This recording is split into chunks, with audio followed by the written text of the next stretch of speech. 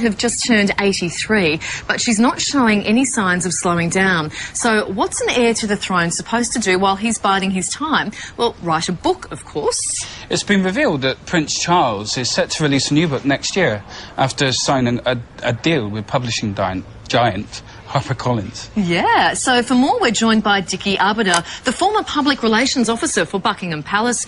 Good morning to you, Dickie. What do we know about this Prince Charles book deal? Well, what we do know, the book's called Harmony. It's going to be one book for big people like us, and which is coming out next year in 2010, and a book for little people, for children, going to be mainly pictures, coming out in 2011.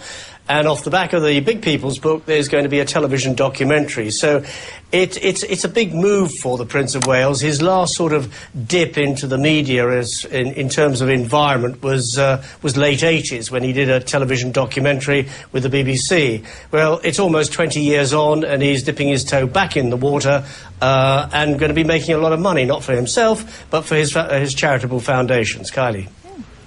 Now, it's not Princess Charles' first book. Were any of his previous publications top sellers?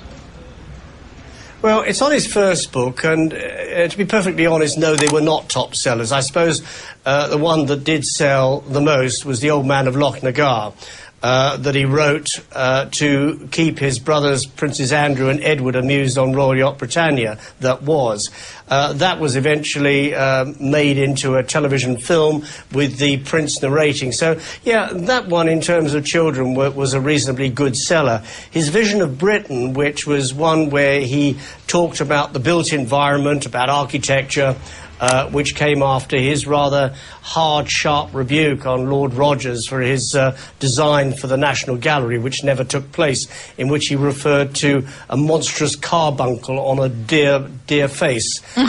So Vision of Britain kind of sold. It had a limited appeal, those interested in architecture, but I can't say his books have been sort of whisked off the shelves as bestsellers, but they've sold. Dickie, moving on, the Queen has just enjoyed her 83rd birthday. What do we know about Her Majesty's celebrations, and were you invited?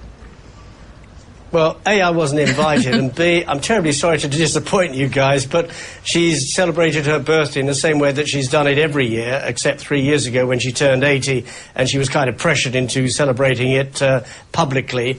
No, she celebrated it quietly at Windsor Castle, as she has done every year. We're going to have to wait another 7 years before we have another big bash. That's a milestone, and then she'll be 90. So for the next 7 years, it'll be quiet birthday celebrations at Windsor Castle, opening a few cards from the kids and enjoying the company of a husband of more than 60 years. Kylie. Yes, they did not chuck that milestone too during the week, did they? Thank you so much for your time this morning, Dickie.